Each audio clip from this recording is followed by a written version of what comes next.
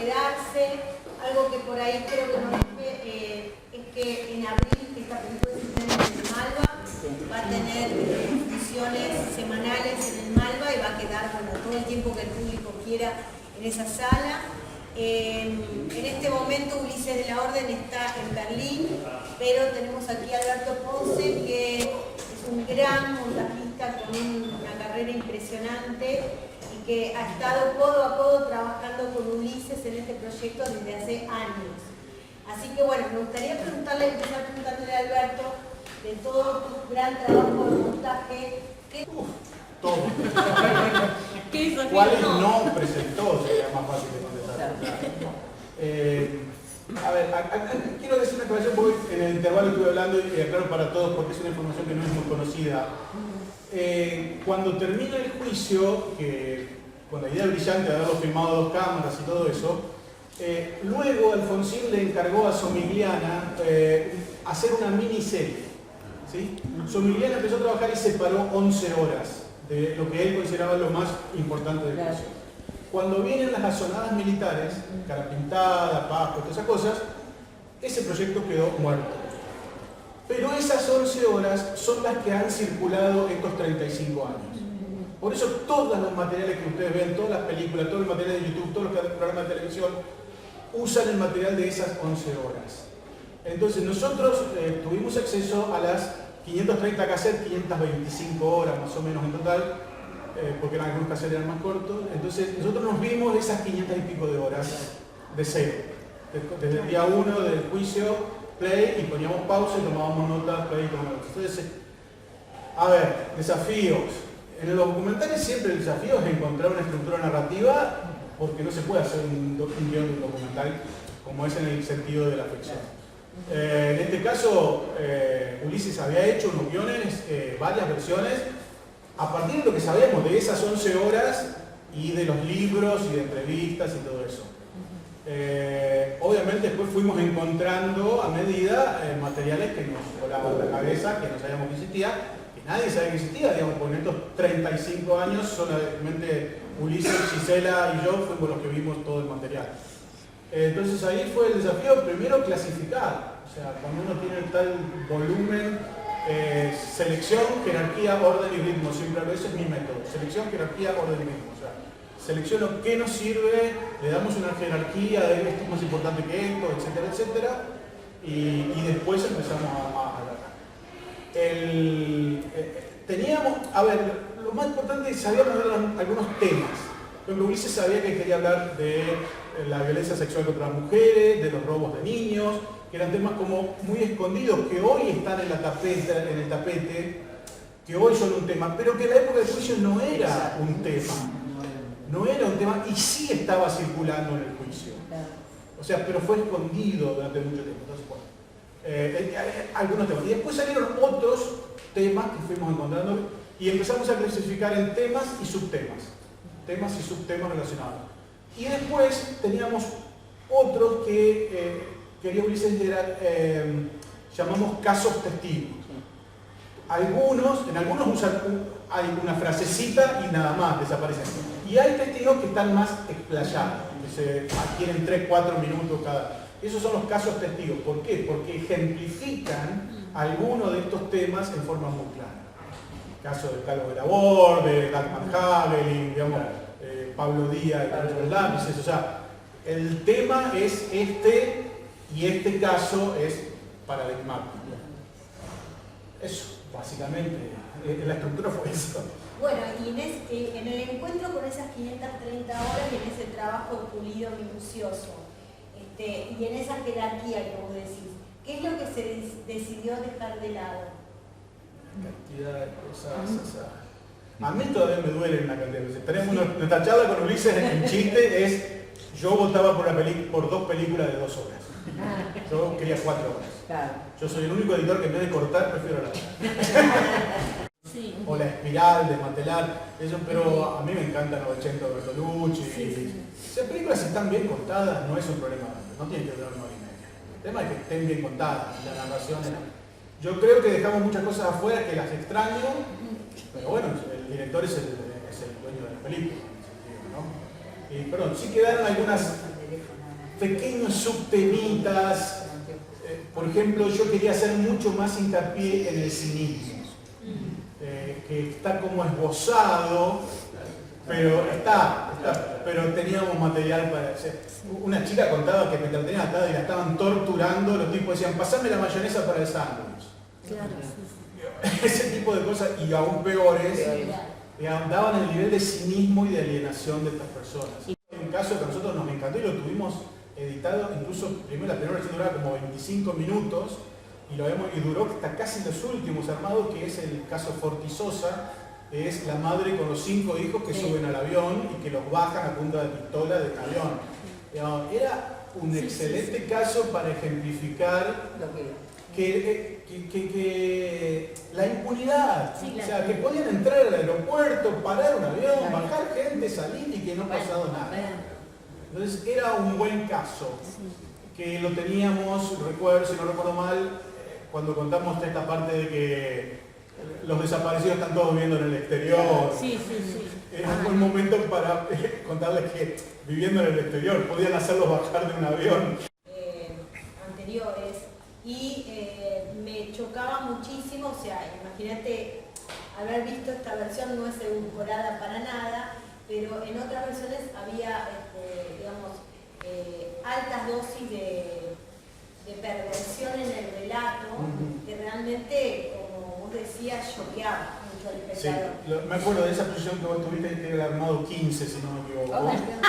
Sí, lo tengo muy claro. ¿Cuántos armados hubo? 21. Claro. El primero duraba 8 horas y media. Entre el armado 18 y el 20 es donde ya sabiendo que la estructura era esa, empezamos a pulir, a ajustar algunas escenas y a lo que nosotros llamamos vestir la película.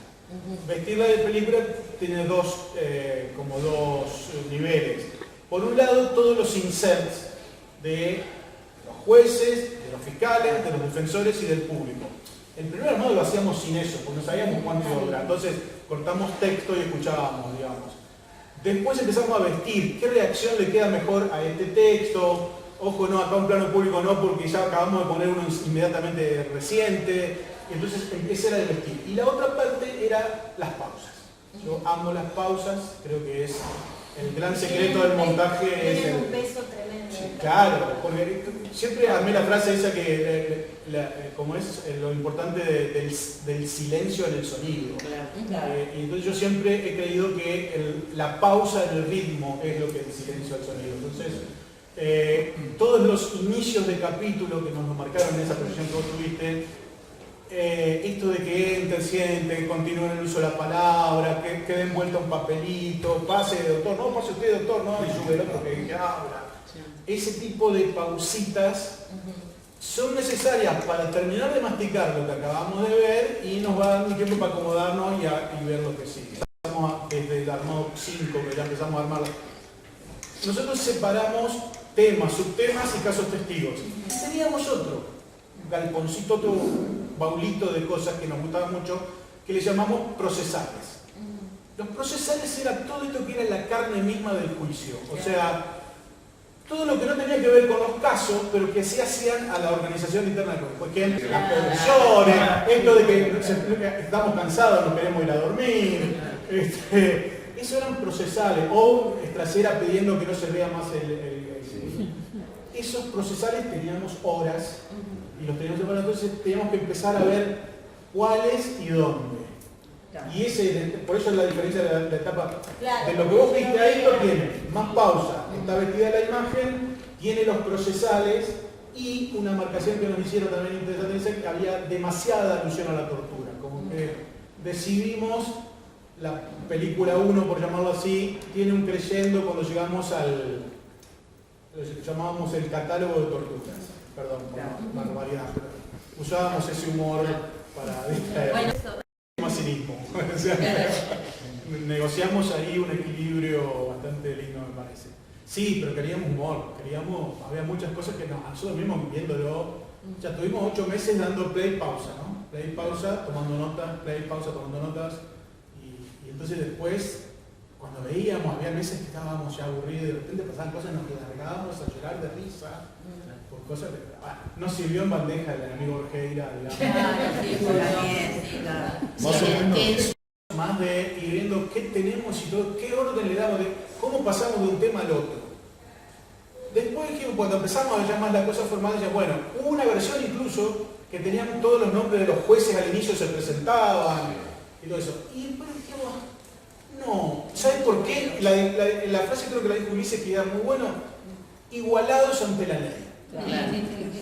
Los testigos, los jueces, los defensores, todos son iguales ahí. No es que algunos sí necesitas presentarlos con se llama letrado porque juegan la narración. Pero es lo mismo que decía, Basterna es un doble traidor, que entre Basterna. Ahí necesitas presentarlo por ese recurso. A principios del 2022, creo, si no me equivoco, cuando salieron los primeros datos de prensa, no nos influyó mucho, sí en algún momento Cintia y Ulises hablaron de acelerarnos para intentar pegarnos al estreno, cosa que a mí no me pareció mucho bien, pero bueno, llevamos 3 años laburando en esto, apurarnos ahora me pareció una locura porque faltaba todavía mucho laburo. Y nada, no influyó para nada en nuestro armado, para nada. Empresarial y obreros. No había ese concepto de la responsabilidad de la empresa ni de que había un plan sistemático sobre los líderes sindicales. Es posterior el tema sindical. Hay muchos temas que son muy posteriores, como el que hablamos de las mujeres, la violencia con las mujeres. Hay muchos temas que hay incluso el léxico, me encantaba encontrar las situaciones que tienen que ver como pintura de época y que no pudimos meter, pero por ejemplo, que en un caso que me parece fantástico, es en un momento, creo que Orjeira u otro defensor le dice, no sé, porque era la concubina, y el trasera se enoja. Mira acá y se empieza a gritar al juez, yo juez no voy a permitir que se hable mal de la señorita, no sé qué. Y el juez habla con otro concubino y dice, señor fiscal, la palabra existe. Pero era una foto de época, o sea, era la concubina, era una cosa de desprecio total, y hoy por hoy está en las opciones, soltero, casado, concubina. No tenía la parte de la sentencia, digamos, El la fallo. resolución. Y realmente era otra experiencia ver la película. Uno se iba como angustiado, así. Y siento que en la película, el hecho de que haya la instancia de la justicia, de la resolución, digamos, le da como un cierre impresionante a nivel, ¿no? Eso fue posterior a terminar la película. Claro, sí. Terminamos, cerramos la película, ya se estaba haciendo el proceso de sonido y imagen, y en una privada la vieron algunos de los jueces. Sí. Y los jueces pidieron si iba a respetar el fallo. Claro. Y nos pareció muy atingente, entonces... Las nuevas generaciones no tienen idea, digamos, de todo esto, y a veces es bastante difícil pensar cuál era el contexto de ese momento, ¿no? Porque por suerte en este momento se están llevando juicios de lesa humanidad. Los 9 desconocieron la justicia federal. Ellos solo se presentaron y testimoniaron y hablaron en el juicio de la justicia militar, está grabado. Ni al desconocer el juicio niega tener abogado, el defensor de Videla es el defensor de oficio, por eso están amigos de trasera, son todos compañeros ahí de tribunales. Y Tavares tiene que representarlo porque le tocó, que le tocó. Así como a Trayera le tocó el juicio, a Tavares le tocó defender a Videla. Y por eso Videla es el único que está de civil. No, que todo suceda acá adentro. En una de las tantas versiones de guión, creo que Ulises hizo 33 versiones de guión. Hicimos 21 armados, pero había hecho 21. El coproductor francés le costaba mucho conseguir dinero para poner en una película donde ya está todo filmado y nada más. Entonces, insistía con un narrador. Entonces hubo varias versiones, durante muchos meses manejamos la posibilidad de que haya un investigador que entra, que recorre, que va contando, incluso en una versión había una cosa loquísima que era filmarnos a nosotros editando en un estudio con un fondo negro para ir y venir los fragmentos. A mí no me gustaba y a él tampoco, pero lo intentó hasta en un momento dijo, no, la que yo quiero hacer es esta, sin narrador en off, sin entrevistas, y que los carteles surgieron después durante el proceso de edición. Porque lo dijeron recién la palabra, creo que toda la defensa se basó en el negacionismo. No hubo represión, no hubo desaparecido, si hubo acceso, nosotros no nos enteramos, porque eso es lo que argumentan en el final, o sea, no hay, si no hay conocimiento no hay delito, o sea, es el negacionismo en su máxima expresión. Que viene de esta película, que es la restauración de los materiales, ¿no? No sé, todavía no lo dimos a conocer de forma formal, pero se va a trabajar en reconstruir esas imágenes, el archivo completo, para que quede, ¿no?, una memoria de ese archivo y se restaure, porque estaban a punto de perderse. Sí, ¿no? a ver, no tan pequeña, pero sí muy sabrosa. Que así como vinieron las gasonadas militares y se paró lo de la miniserie de Sommeliana, cuando vienen las gasonadas, estaban todos, durante el juicio ni hablar, pero después estaban todos los jueces muy amenazados. Toda su familia, todos. Y en un momento ellos tienen miedo de que con esta gasonada se perdiera todo y buscan contactos y logran que una asociación europea los invite y ellos se copian el material en VHS completo, las 50 y pico de hora, los jueces, y se llevan en sus maletas, ellos y los jueces y sus esposas llevan las maletas y lo depositan en el Parlamento noruego. Por eso hay construcción con Noruega. Entonces, después de muchísimo, de casi un año de hacer gestión en Gisela Peláez, la asistente de dirección y directora de producción, que después tendrá un capítulo sobre Gisela porque hizo una laburo increíble. Ella logró el contacto con la gente noruega y después de un año y pico, un año y medio, casi dos, logramos acceder al material de Noruega. ¿Qué pasó? Ahí nos encontramos con dos cosas. Por un lado, el material argentino estaba hecho percha y estaba incompleto. Faltaban testimonios completos, faltaban pedazos de testimonio. Entonces tuve el trabajo de comparar las dos copias y encontrar material que nosotros no teníamos y que yo lo veo y se ve, para mí es una patada en la retina en algunos planos, pero era eso o nada y lo necesitaba. Como dije recién, la entrada de Basterra en la copia argentina no estaba. Y son ese tipo de cosas. Lo de la nuce estaba mejor, acá estaba, pero hecho mierda la imagen, casi no se veía, solo tenía. Nos dio esos puntos hábiles, pero esa captura estaba muy mal hecha, incluso con interferencias de celulares. Vieron que hay planos en blanco y negro, porque están así en el original, en blanco y negro, ¿no? Y en la copia noruega también están en blanco y negro, si no lo hubiera. Sí. En el 2011 eso se digitalizó en un convenio con la Universidad de Salamanca. Esa copia es la que llamamos copia argentina, la del 2011, un punto hábil, a mi juicio, muy mal hecho. A mi juicio, pero hablo por mí, no por la película.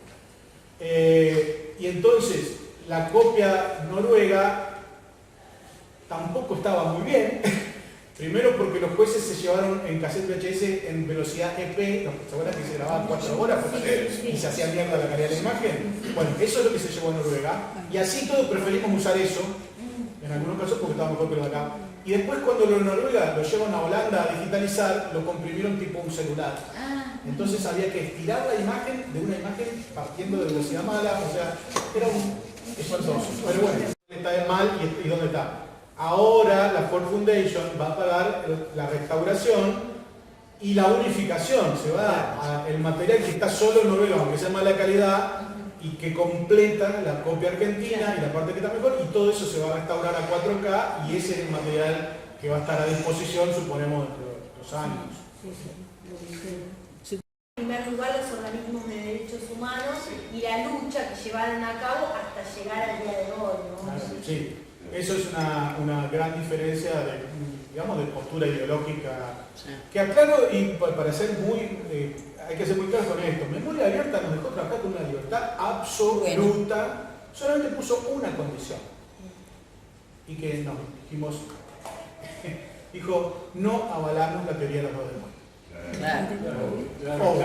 Cada vez que uno vuelve a estos materiales piensa que, como lo dice creo que un abogado de la defensa, dice algo así como el ejército que los doblegó puede volver, Sí. ¿no? O sea, Bueno, pero ahí está. Cuando hicimos el libro de Raimundo Gleiser, el libro salió cuando recién había asumido el macrismo. Claro. Y nuestro material quedó absolutamente clandestino, Claro. directamente.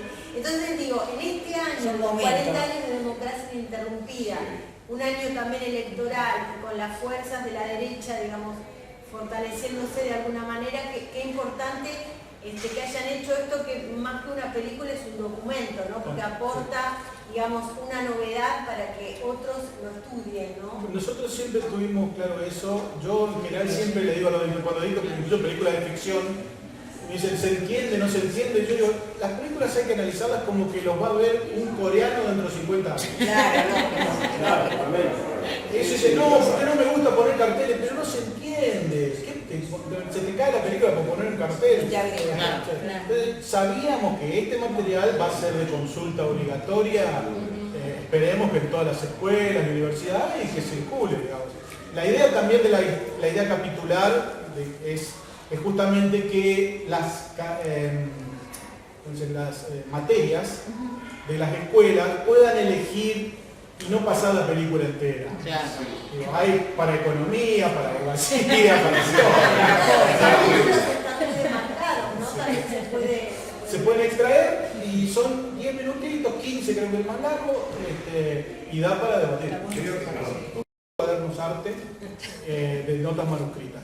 Yo en el timeline de la computadora voy poniendo mis marcas, haciendo notas, y Gisela hizo una planilla que me solucionó muchísimo después en tal volumen de material, porque las columnas iban poniendo los nombres que hablaba, se hacía mención a tal caso, esto pertenece a tal tema, entonces después para buscar y cruzar la información, claro, incluso teníamos una que me sirvió mucho después, pero varios años después, pero me sirvió, que siempre me daba mucha risa, la columna de vestuario. ¿Por qué columna de vestuario?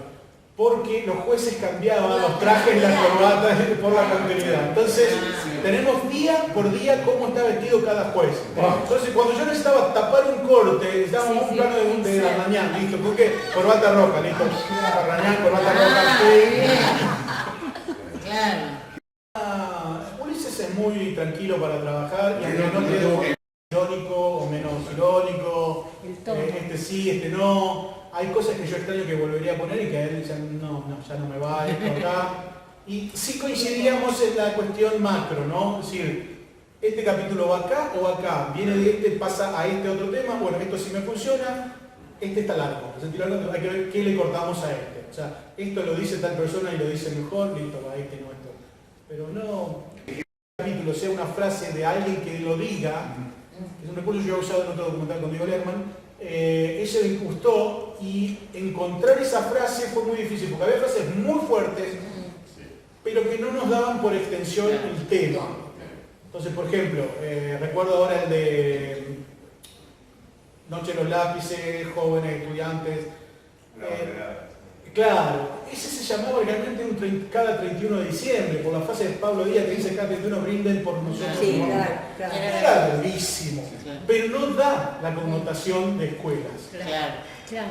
Cuando encontramos a esta señora, que no la teníamos en la versión argentina, y encontramos este texto, el nombre del capítulo. Y además nos sirvió para separar el caso Noche de los lápices del Colegio Pellegrini, ¿no? Que son los dos casos emblemáticos. Fue impresionante verla, era increíble porque los jueces estaban viendo la película y se reían como si fuera un viaje egresado. Era muy loco ver esa película en esa... Línea de los organismos de derechos humanos, de lo que pasó ahí adentro es un crimen de esa manera. Todo lo que se hizo ahí adentro no puede ser valorado desde el hoy, tampoco, digamos. Es tan fácil como preguntarse qué hubiera hecho uno si te ponen tu hija de 5 años encima a picañar. No. O sea, es muy cínico de este lado acusar a esas personas de nada. Entonces, justamente, de hecho, en una proyección con unos amigos yo les decía, chicos, si a mí me torturan a mi hija al lado, yo los vendo a todos. Es que sí, realmente en esa situación, toda la familia amenazada. Hay un caso que no lo pusimos que le ponen la hija encima del pecho para torturarla. Sí, por Dios. ¿Cómo pueden decir colaboracionista tan fácil? Sí. O quebrado, como decía Ortiz. Gracias por... No, por favor.